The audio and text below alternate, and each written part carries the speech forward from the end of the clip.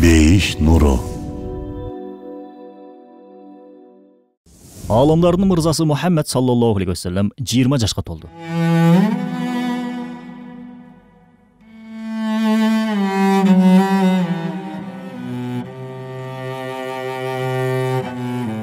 Ал саллаллаху алейхи вассалам Аллах Тааланын коргосу астында бапестелип, мыкты адеп ахлак, көркөм жүрүм турум менен тарбияланып жатты.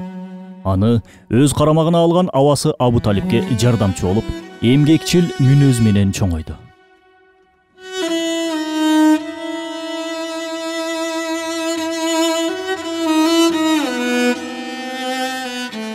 Пайгамбарыбыз саллаллаху алейхи вассалам өзү жашаган коомдун караңгылыкка, күнөөгө батып калганына карабастан, ар кандай бутпарастык, алдамчылык, бузукулук жана адашкандык сыяктуу бардык ыплас кир нерселерден алардын кыпынчалык учкунунан да алыс болду. Ал саллаллаху алейхи вассалам буттардан аябай жийиркенчү, өмүрүндө бир жолу да аларга урмат көрсөткөн эмес. Буга далил катары ушул окуяны айтылабыз. Ошол доордо Курайш мушриктеринин бир адаты бар эле. Жыл сайын белгилүү бир күндөрдө Бувана аттуу буттун алдында чогулушуп, чачтарын алдырып, курбандык чалышып, чоң жөрөлгө өткөрүшчү. Күндөрдүн биринде баардыгы ошол жөрөлгөгө даярданышат. Абу Талип да эл катары үй бүлөсүн чогултуп, бул чоң жөрөлгөгө катышууга камданат. Пайгамбарыбыз саллаллаху алейхи вассаламдын да даярдануусун айтса, ааламдын мырзасы өзүрүм бар деп катышуудан баш тартат. Анын мындай жоргону Абу Талип менен эжелери аябай таң калышат. Атүгүл ачуулары да келе түшөт. 2-3 жолу айтып көндүрүүгө аракет кылышканы менен Пайгамбарыбыз саллаллаху алейхи вассалам макул болбой коет. Ошентип кудайларыбыздан баш тарткандыгың үчүн башыңа бир балее келүүсүнөн коркуп жатабыз деп кысымга да ала башташат. Айласы кеткен сүйүктүү Пайгамбарыбыз саллаллаху алейхи вассалам Абу Талип менен эжелеринин көңүлдөрү үчүн гана ал жерге барууга аргасыз болот. Бирок буттун айланасына чогулган элдин алдына жетери менен нур жүздүү Пайгамбарыбыз саллаллаху алейхи вассалам көздөн кайым болуп кетет. Бир аз убакыт өткөндөн кийин Пайгамбарыбыз саллаллаху алейхи вассалам пайда болуп чыга келгенде, аны аябай аянычтуу, оор абалда көрүшөт. Өңү куп-куу болуп, бир нерседен коркконун билишет. Дароо айланасына чогулган күйпөлөктөшкөн Абу Талип жана эжелери андан "Сага эмне болду? Каяка бардың?" деп сурашат. Пайгамбарыбыз саллаллаху алейхи вассалам "Мага бир жаман нерсе болуусунан корктум. Мен бул бутка жакындаганымда ал жерде бою узун ак кийимчен бир зат пайда болду да мага: "Эй Мухаммед, ары тур. Эсиңде болсун. Бул буттарга колуңду тийгизе көрбө" деп бакырды", дейт. Ушул окуядан кийин Пайгамбарыбыз Мухаммед саллаллаху алейхи вассалам эч качан буттарга жакындаган жок. Алардын бир да жөрөлгөлөрүнө катышкан жок.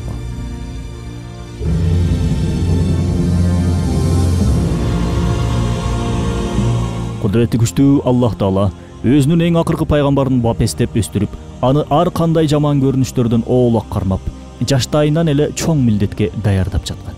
Пайгамбарыбыз саллаллаху алейхи вассалам өзү да "Мени Раббим тарбиялады, кандай гана сонун тарбиялады" деген сөздөр менен бул чындыкка ишарат кылат.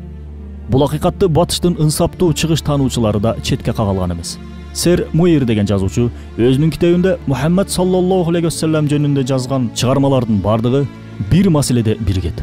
Ал да анын адеп ахлагынын тазалыгы жана улуулугу деп баса белгилеген.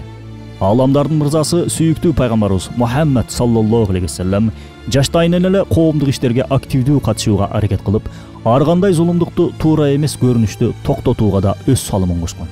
Алсак, ошол доордо арабтарда уруулар ортосунда кылмыштуулук, кандуу согуш, уурулук жана башаламандыктар биринин артынан бири уладып турчу. Ал согуштар өтө жөнөкөй эле себептен чыгып, андан ары ырбай берген. Мисал үчүн, көптөгөн зулумдуктарды алып келген 4 жолу болгон Фижар деп аталган согуш 9 жылга созулган. Анын биринчи жолкусу бир араптардын эң тазасы жана урматка татыктуусу менмин деген сөзүнөн улам, экинчиси болсо башка уруудагы эркектин бир аялга тийише коюусунан, үчүнчүсү төлөнбөй калган карыз үчүн, төртүнчүсү бир кишинин өлүмүнөн улам чыгып, андан ары да күчөп кеткен.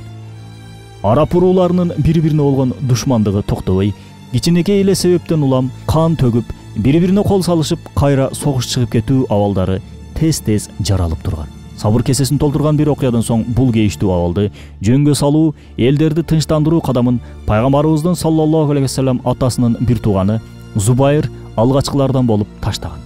Натыйжада Меккенин уруу башчылары абройлуу адамдар чогулушуп, зулумга дуушар болгондорго кош көңүл карабоо, алардын акысын кайтаруу, колдоо көрсөтүү боюнча жоболор кабыл алынып, бири-бири менен антташат. Мына ушундай иш-чараларда пайгамбарыбыз саллаллаху алейхи вассалам да четте карап турбай, 20 жаш курагына карабастан абалары менен чогуу бул жыйынга катышып, өзүнүн добушун оң чечимдерге колдонгон. Зулум көргөндөргө жардамга чуркап, мына ушул багыттагы аракеттерге көмөкчү болгон.